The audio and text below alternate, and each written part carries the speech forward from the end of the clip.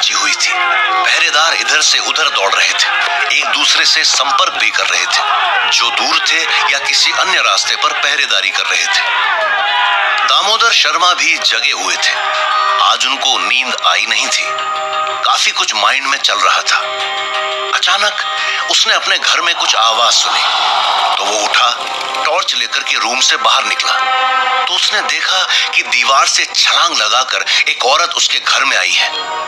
दामोदर ने पहले तो उसको देखा, जब वो घर के पीछे की तरफ दौड़ी तो वो भी उसके पीछे दौड़ा। वो औरत घर के पीछे की तरफ भाग गई। पीछे जाकर के दामोदर ने देखा तो वहां पर कोई दिखाई नहीं दिया और गाय के तबेले में एक बच्चा तौलिए में लपेटा हुआ पड़ा था। दामोदर ने उस बच्चे को उठाया, इधर उधर देखा तो कोई नजर नहीं आया। वो डरने लगा कि क्या करूं, बच्चा किसका है, कहां से आया है। इतना तो वो समझ गया था कि जो डायन गांव में है वो ये बच्चा लेकर आई है, लेकिन वो पल भर में कहां गायब हो गई। उसने फिर इधर उधर देखा, लेकिन कुछ दिखाई नहीं दिया। थोड़ा सोचकर वो बच्चे को लेकर घर के आगे की तरफ आ रहा था कि उसे बाहर गली में शोर सुनाई दिया। हाँ, इधर ही गई थी, इसी तरफ आई थी।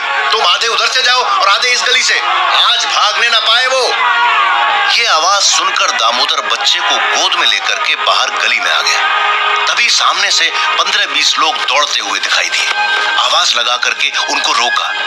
दामोदर के हाथ में बच्चा देखकर सभी पहरेदार रुक गए। पंडित जी, बच्चा कहां से आया? आपके घर में बच्चा तो है ही नहीं, और आप इस वक्त क्या कर रहे हो? किसका बच्चा लेकर आए हो? सुखराम, ये बच्चा हमारा नहीं है, पता नहीं किसका है। एक औरत मेरी दीवार के ऊपर से कूदकर घर के अंदर आई। मैं जाग रहा था तो मैं उसके पीछे दौड़ा।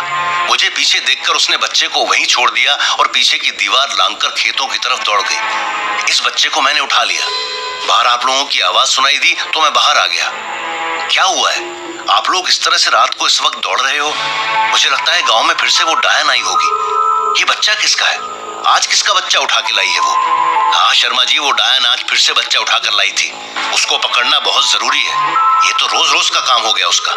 इतने लोग पहरा दे रहे हैं, सबके बीच में भी वो आंखों में धूल झोंक गई। आज किशन का बच्चा लेकर भागी है वो।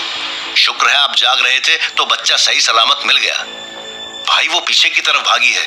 मैं कमरे में सो रहा था, धम्म की आवाज सुनाई दी तो मैं उठकर आया। मैंने उसको देखा, लेकिन वो इधर से कूदकर पीछे की तरफ चली गई। जब बच्चा दिखाई दिया तो मैंने पहले बच्चे को उठा लिया, उसका पीछा नहीं किया। चलो ये तो ठीक है, बच्चा तो सही सलामत है, लेकिन उसको भी तो पकड़ना जरूरी है। भाई लोग, तुम सब खेतों की तरफ उसके पीछे जाओ। मैं शर्मा जी के साथ इस बच्चे को किशन के घर पर छोड़ कर आता हूँ। सुखराम दामोदर के पास रुक जाता है, बच्चे को देखता है कि जिंदा है या नहीं। बच्चा अभी जीवित था तो सुखराम ने भी कुछ राहत की सांस ली, लेकिन टेंशन थी कि लगातार तीसरी बार वो लोग डायन को पकड़ नहीं सके थे, और आज इतनी कड़ी सुरक्षा होने के बाद भी डायन उनकी पकड़ से निकल गई। सुखराम और दामोदर दोनों आपस में चर्चा करते हुए किशन के घर जाते हैं और बच्चा उसको दे देते हैं। बच्चे को जिंदा देखकर किशन की घरवाली बहुत खुश होती है और बच्चे को अपनी छाती से लगा लेती है। जो दो लोग वहां थे उनको वहीं छोड़कर सुखराम और दामोदर वापस आ जाते हैं। दामोदर तो अपने घर चला जाता है और सुखराम उन लोगों के पीछे जाता है जो डायन को पकड़ने के लिए गए थे। दामोदर घर आकर बैठ जाता है। वो सोचने लगता है। उसको ये शक था कि जो औरत बच्चा लेकर भागी थी वो अभी उसके घर में ही है, क्योंकि दामोदर ने उसको घर में घुसते हुए देखा था, बाहर निकलते हुए नहीं देखा। वो तो उन लोगों के सामने पीछे से भाग जाने का बहाना बनाकर उनको दूसरी तरफ भेज दिया ताकि वो लोग दामोदर या उसके घर पर शक न करें। हकीकत से तो दामोदर भी अनजान था, लेकिन कोई औरत उसके घर में छुप जाए और गांव के लोगों को मिले तो दामोदर की बदनामी होनी ही थी। लोग यही सोचते कि इसमें दामोदर का हाथ हो सकता है, इसलिए उसने झूठ बोलकर लोगों को दूसरी तरफ भेज दिया था। लेकिन अब क्या करे? डर तो उसको भी लग रहा था। डर से ज्यादा ये चिंता भी थी कि कहीं गांव के वो लोग उस डायन को ढूंढते हुए वापस इधर ना आ जाएं। सोचकर दामोदर उठा और घर के पीछे की तरफ गया। डरते डरते वो सब जगह देखने लगा। उधर गांव के लोग पागलों की तरह पूरे गांव में डायन को ढूंढ रहे थे। ठाकुर साहब की पूजा पूरी हो गई और वो लोग शमशान से वापस मंदिर की तरफ आ रहे थे। गांव में शोर सुनाई दे रहा था, जिससे ठाकुर और पुजारी जी चिंतित हुए। आज की पूजा में कोई समस्या नहीं आई, इस बात से ठाकुर साहब प्रसन्न थे, किंतु अब जो शोरगुल सुनाई देने लगा था उससे वो परेशान हुए। पुजारी जी, क्या आपको भी कुछ आवाजें सुनाई दे रही हैं या फिर मेरे कान बज रहे हैं? हाँ ठाकुर साहब, आवाजें तो मुझे भी सुनाई दे रही हैं और ये हमारे लोगों की ही आवाजें हैं।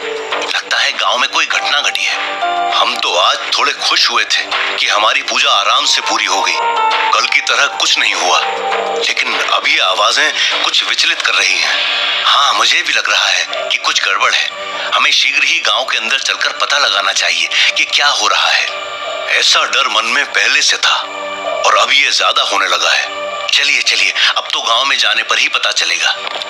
तीनों लंबे लंबे कदम बढ़ाकर गांव के अंदर आए और मंदिर के बाहर रुक गए। ठाकुर ने वहां खड़े दो आदमियों को अपने पास बुलाया और हो रहे शोर के बारे में पूछा।